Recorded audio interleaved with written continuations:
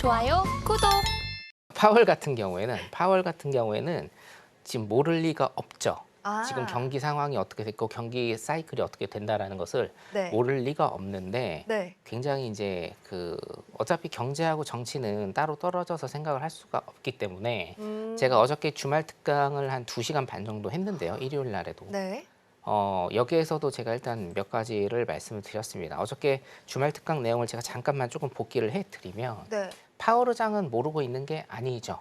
그리고 첫 번째 기사에서 보시면 자, 경기가 좋아질 수 있다, 경제가 좋아질 수 있다라고 하면서 금리 인하는 신중하게 접근해야 된다라는 게 네. 사실상 말에 모순이 있는 거죠. 네. 경기가 좋아질 것 같다라고 하면 더 밀어붙여야죠. 더 밀어붙이려면 어떻게 됩니까?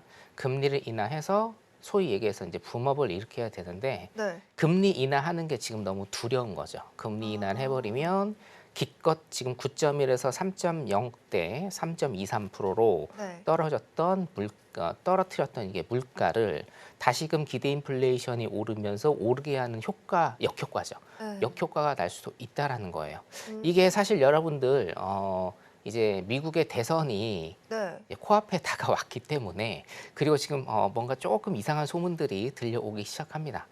우리 트럼프가 맞아요. 예, 트럼프가 지금 경선에서 좀 이기고 있죠. 예, 네. 굉장히 좀 희한한 뉴스들이 지금 들어오고 있는데 네, 뭐 트럼프 전 대통령도 자기가 대선이 되면은 이제 파월 의장을 하지 않겠다라고 해고하겠죠 뭐. 네.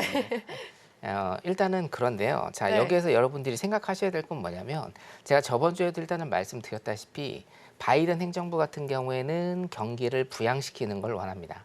그러려면 금리 인하를 해야 되고 네. 어느 정도 인플레이션이 높아지는 것은 당연한 수순인데 자, 파월은 2022년 8월이죠. 네. 2022년 8월 우리가 잭슨홀 미팅에서 파월 의장이 어떻게 했습니까?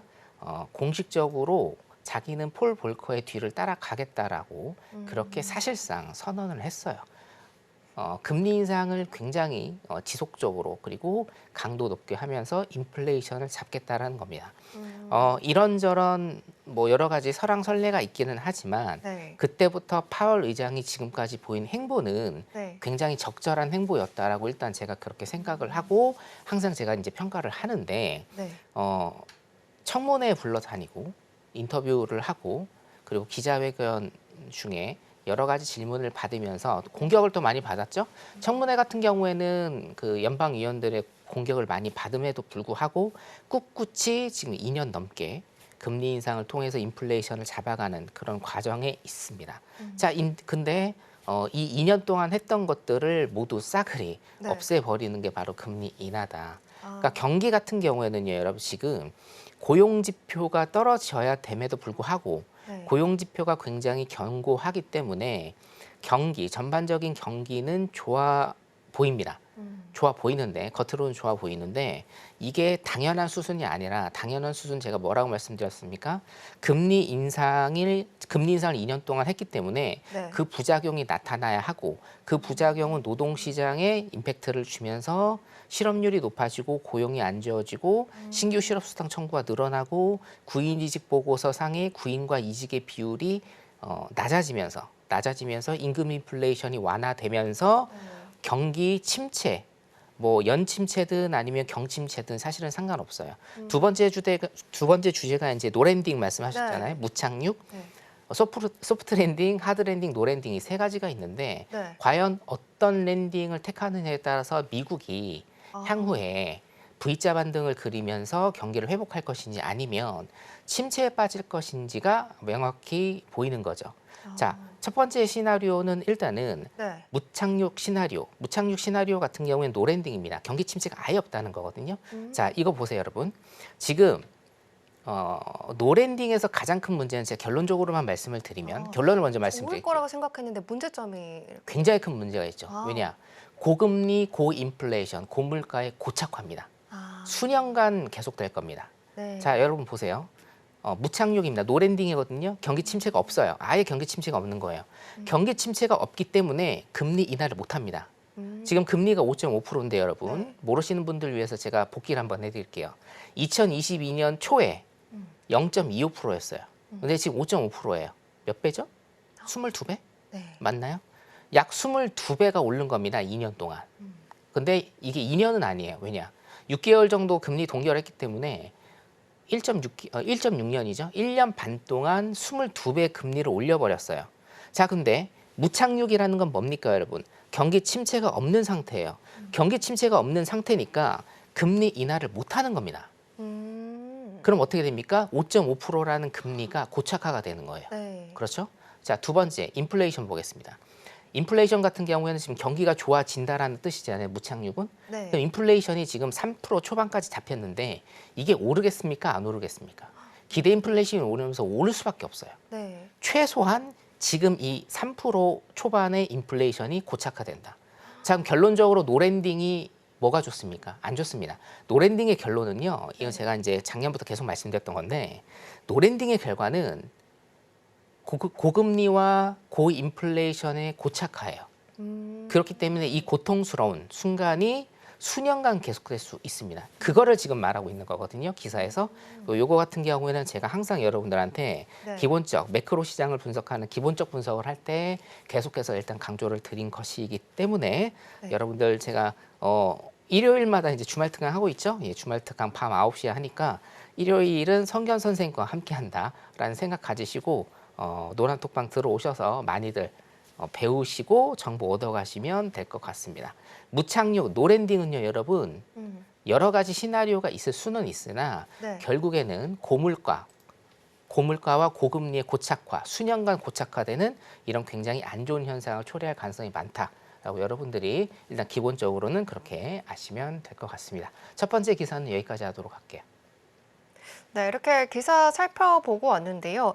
지금 좀 말씀을 해주셨잖아요. 비농업 고용이 또 강하고 인근 상승률도 가파른 모습을 좀 그리면서 연준의 금리 인하 기대도 좀 후퇴했는데 오히려 증시는 또 반등을 했잖아요. 그럼 그 부분에 대해서는 시장은 어떤 쪽으로 바라보고 있길래 시장은 반대로 또 움직이게 된 건지 이 부분도 궁금한데 마사님 어떻게 생각하실까요? 시장은 일단은 금리 인하에 대한 어떤 희망은 있어요. 금리 인하는 지금 할 것이고 네. 금리 인하의 시기가 일단은 언제냐 아. 그거를 일단은 재고 있고 가장 중요한 건 여러분 어떤 기사가 나오더라도 이제 네. 우리가 추세 편승을 해야 되는데 아. 추세가 지금은 어떻습니까?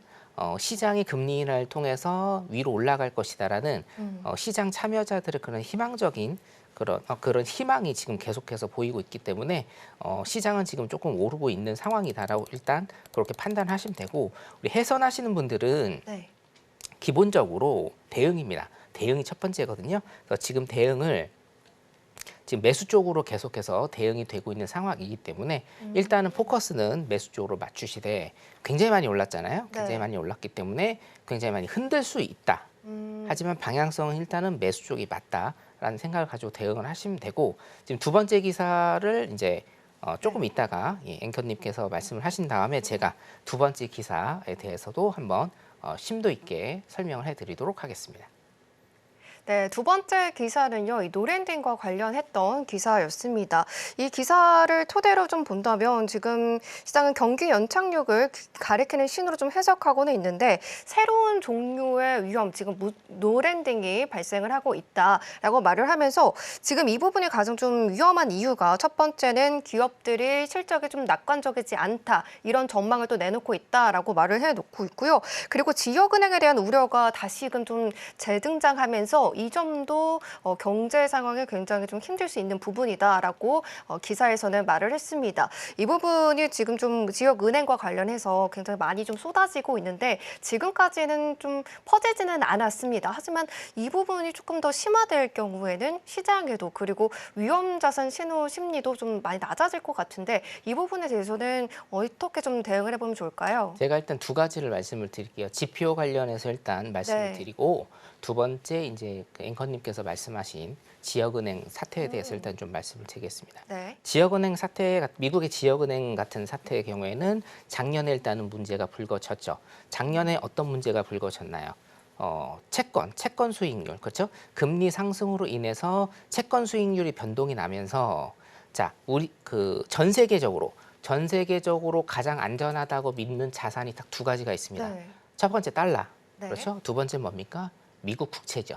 미국이란 나라가 없어지지 않는 이상은 달러와 미국 국채에 투자를 하면 안전하게 돈을 벌 수 있다라는 수익률을 창출해낼 수 있다라는 게 지금 현재까지 일단 생각이었는데 네. 자 미국의 중소은행들이 작년 초에 몇 군데가 무너졌던 요 프로세스를 좀 살펴보면 네. 자 금리 인상을 해요.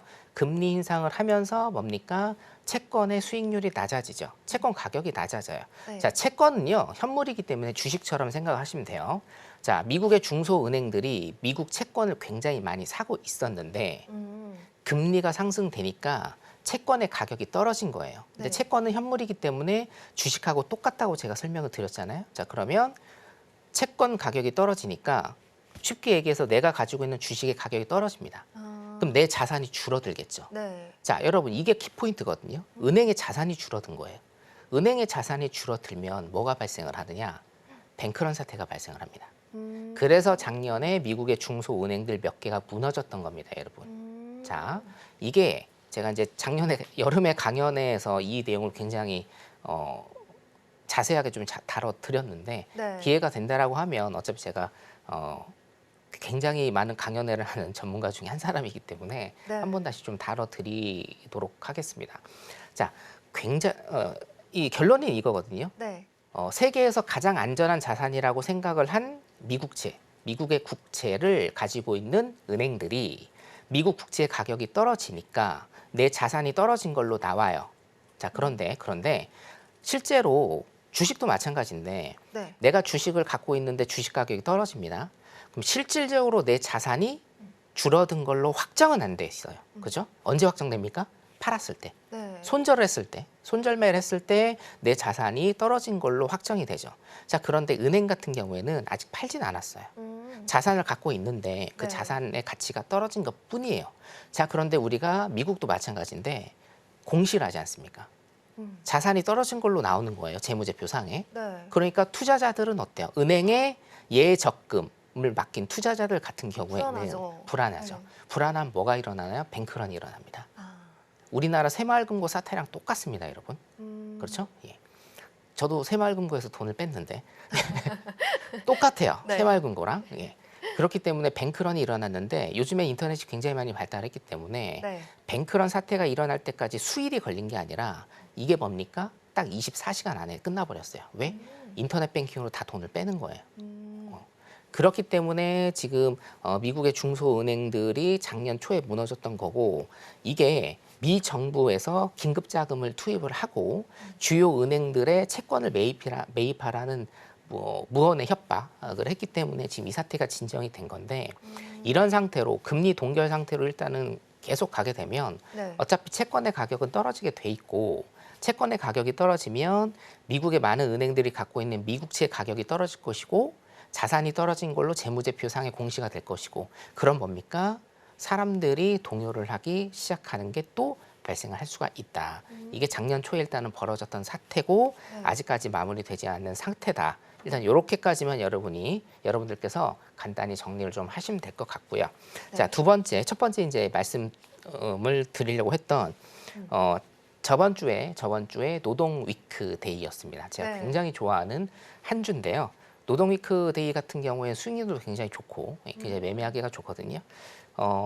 저번 주에 굉장히 여러분들이 눈여겨 보셔야 될 거. 첫 번째, 구인이직 보고서 신규 실업수당 청구 건수, 비농지표와 뭐가 있었습니까? 실업률. 이 네 개 중에 가장 중요한 게 실업률이다라고 제가 말씀드렸어요. 왜? 노동시장의 금리 상승으로 인한 부작용이 노동시장을 때릴 때 노동시장에서 가장 늦게 반응하고 가장 임팩트가 있는 게 바로 실업률입니다. 그렇죠? 항상 우리 자영업자분들도 아시겠지만 뭐 기업을 경영하거나 중소기업을 경영하실 때 인원 감축을 맨 처음에 하지 않아요. 내가 버티다가 하는 게 바로 인원 감축이거든요. 그게 실업률 지표에 나타나는 게 맨 마지막이기 때문에 어떤 경기 침체에 대한 시그널 그리고 경기 침체가 확정되는 것은 실업률의 상승이 무조건 동반된다라고 여러분들이 보시고 끝판왕은 실업률의 상승이다라고 일단 보시면 되는데 자 그러면 끝판왕이 실업률의 상승이라고 하면 네. 맨 첫 번째도 있겠죠. 맨 첫 번째는 고용 지표인 것이 맞습니다만 여러분들이 고용지표보다 더 프리하게 보셔야 될 게 바로 뭡니까?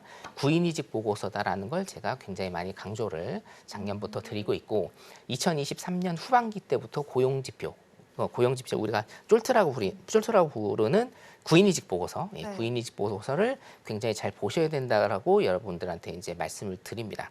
요거 같은 경우에는 제가 조금 써야 되니까 차트 네. 잠깐 보도록 할게요. 차트는요, 여러분 쓰는 용도로 보겠습니다. 네. 구인이직 보고서에서 굉장히 중요한 게 뭐냐면요, 이 네. 수치예요. 1.9대 1입니다. 1.9대 1. 아. 1.9대 1인데, 자, 잘 안 써지네. 네, 됐습니다. 1.9대 1입니다. 1.9대 1이 뭐냐면 구인입니다. 구인이라는 건 뭐예요? 사람을 원한다. 기업이죠. 네. 기업이 구인을 하는 거고, 1은 뭡니까? 구직입니다. 직장을 구한다라는 거죠. 이게 1.9대 1이었어요. 작년 초에. 작년에 굉장히 피크였을 때가 1.9대 1이었습니다. 무슨 얘기냐면 나를 원하는, 내가 이제 구직을 하는 어떤 노동자라고 하면 네. 나를 원하는 기업은 1.9개가 있는 거예요. 약 2개가 있는 겁니다. 그렇죠? 자, 네. 그러면 내가 A라는 회사에 가기로 했는데 네. B라는 회사에서도 나를 원해요. 왜? 사람이 없으니까. 그럼 어떻게 됩니까? A라는 회사에서 월급을 200만 원 주겠다고 하면 B라는 회사에서는 야, 우리는 220 줄게. 이렇게 되는 거고요. 자, 이게 A 귀에 들어갔어요. 그러면 우리는 220에 밥값까지 줄게. 이렇게 되는 겁니다. 그럼 B는 또 어떻겠습니까? A 거 받고 플러스 뭐예요? 네. 교통비까지 지급할게. 이렇게 되는 겁니다. 자, 이게 무슨 현상이에요, 여러분? 수요는 많은데 공급은 줄어든 현상. 그래서 최종 생산물인 상품의 가격은 어떻게 돼요? 오릅니다. 이게 임금이 오르는 거고 시간당 임금이 오르는 거고 임금 인플레이션이 심화되는 거예요. 이게 코로나 때부터 계속 지속돼 왔던 건데 네. 저번 주에 일단 발표된 건 어떻게 되냐면 네. 1.9가 1은 어차피 픽스가 돼 있는 거고 1.9 같은 경우에 1.4로 내려왔어요. 일단 1.4로 내려왔습니다. 자, 그럼 이게 어떻게 됩니까? 1.4대 1이 돼서 임금 인플레이션이 조금 낮아진 거는 맞다. 물론 이제 시간당 임금 인플레이션 같은 경우에는 오히려 조금 오른 면이 있기는 합니다. 이거는 제가 조금 디테일하게 설명을 드려야 되는데 전반적으로 보면 큰 프레임에서 1.4대 1로 일단은 내려온 거는 맞다라는 건데 이게 과연 더 내려올 것인가에 대한 것은 굉장히 큰 퀘스천 마크가 붙는다라는 거예요. 자, 이게 왜 퀘스천 마크가 붙냐면 네. 제가 이제 조금 더 설명을 해드릴게요. 어차피 오늘 시장은 네. 크게 많이 뭐 보실 건 없습니다. 지표도 없고 월요일이기 때문에. 자, 1.9대 1이 1.4대 1로 내려왔는데 이게 왜 이렇게 됐느냐? 두 가지를 여러분들한테 일단 제가 설명을 드리겠습니다. 첫 번째, 네. 코로나 팬데믹 때 굉장히 실업률이 높았어요. 많이 해고를 당했습니다. 자, 그러면 팬데믹이 지난 후에 해고됐던 노동자들이 노동시장에 공급이 다시 돼야 되겠죠. 네. 근데 노동시장에 공급이 되지 않아요. 왜요? 두 가지 이유라고 제가 설명을 드렸습니다. 첫 번째, 은퇴자들이 이제 회사에서 해고를 당한 사람들 중에 상당 부분이 지금 인플레이션이 굉장히 심화됐었죠. 네. 2010년부터 지금 13년 동안 인플레이션이 굉장히 심화되면서 사람들의 자산 가치도 굉장히 많이 늘어난 거예요. 쉽게 말씀드리면 미국도 네. 집값이 많이 올랐어요. 그러니까 내가 해고를 당했는데 집값이 굉장히 많이 올랐고 미국 같은 경우에는 모기지론하고 영모기지론이 굉장히 발달한 나라지 않습니까? 내 집을 맡기고 평생 연금이 나온다 이거예요. 그러면 내가 지금 일을 할 필요가 없습니다. 네. 그래서 은퇴자들, 그래서 코로나 팬데믹 때 해고당했던 그 노동 공급자들이 네. 시장에 복귀를 안 하죠. 자, 팬데믹이 끝났습니다. 수요는 있어요. 아, 이제 우리가 공장을 돌려야 되고 세일즈를 해야겠다. 사람을 뽑아야지 해서 수요는 있는데 네. 해고당했던 사람들이 공급 시장에 들어오지 않아요. 자, 수요는 올라가고 공급은 줄어들었습니다. 가격이 올라가는 겁니다. 자, 두 번째. 이게 이제 제가 처음에 트럼프 얘기를 한 건데요. 네. 자, 팬데믹 딱 생겨나자마자 트럼프가 뭐 했습니까? 이민자들 다 내쫓고 멕시코에다가 이상한 성벽을 쌓았죠. 네. 자, 미국이라는 나라는 굉장히 네. 다민족, 다인종이죠. 거기에 불법이든 합법이든 체류자들이 굉장히 많이 형성이 되어 있고 그 체류자들이 네. 사회 기저산업에 노동력을 공급을 하고 있어요. 근데 이 사람들이 다 쫓겨난 거예요. 코로나 때. 그리고 뭡니까? 타이틀 42라는 법안 때문에 거의 대부분 들어오지 못하고 있는 상황이었어요. 그러니까 이것도 똑같습니다.